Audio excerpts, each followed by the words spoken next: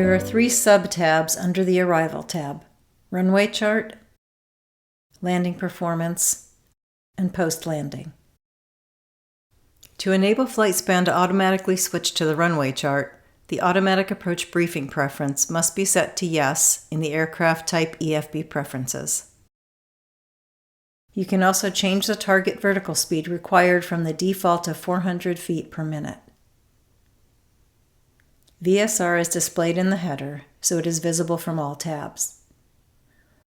While en route, when VSR reaches the target, FlightSpan will automatically switch to the runway chart for the destination of the currently active leg. For runway chart details, see the Depart tab runway chart video since the functionality is identical. Like the Takeoff Performance tab, the Landing Performance tab is divided into 3 sections: the header, the runway, and the parameters. In the header section, you can view the landing flap setting, and if more than one runway is available, tap to change runways. See the Takeoff Performance video for details. If only one runway is available, the button will be gray. You can view VREF for your estimated landing weight, view the estimated landing roll at the projected landing weight and pre-filled performance parameters. View the calculated weight and CG on arrival, with a yellow line indicating the maximum company runway weight limit if one has been established. And view the go-around power target if the data has been supplied to FlightSpan support. If the maximum landing roll for the runway is exceeded, the landing roll number will turn red. FlightSpan defaults to the most advantageous runway, in this example runway 33 since it is the only available runway. Landings are always displayed right to left regardless of runway orientation. Paved runways will display dark gray, dirt runways brown, gravel runways light gray, grass runways green, and water runways blue.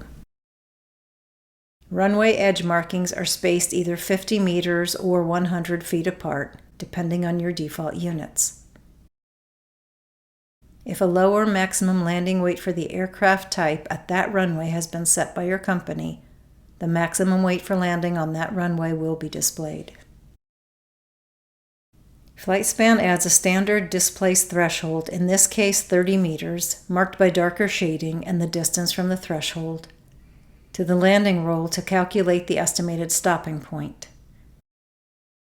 The stopping point is marked by a green line across the runway and a white triangle along with the distance and percentage of runway used. The default displace threshold for each aircraft type can be set in FlightSpan Ops in the Aircraft Type EFB preferences. A red line is marked at the latest stopping point on the runway, defined as a percentage of the runway in the Aircraft Type EFB preferences.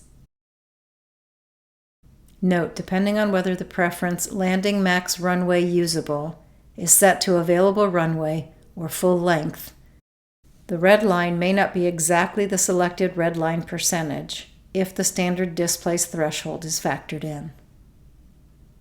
For runways with a displace threshold where the available length for landing has been set to be less than the full length of the runway, a notation will appear that describes how much of the runway is available for landing, along with a displace threshold symbol. Note, the maximum landing roll red line is based on the usable runway, in this case the 650 meters of usable runway, not the 850 meters full length. If the calculated stopping point exceeds the available runway, a red warning symbol will be displayed.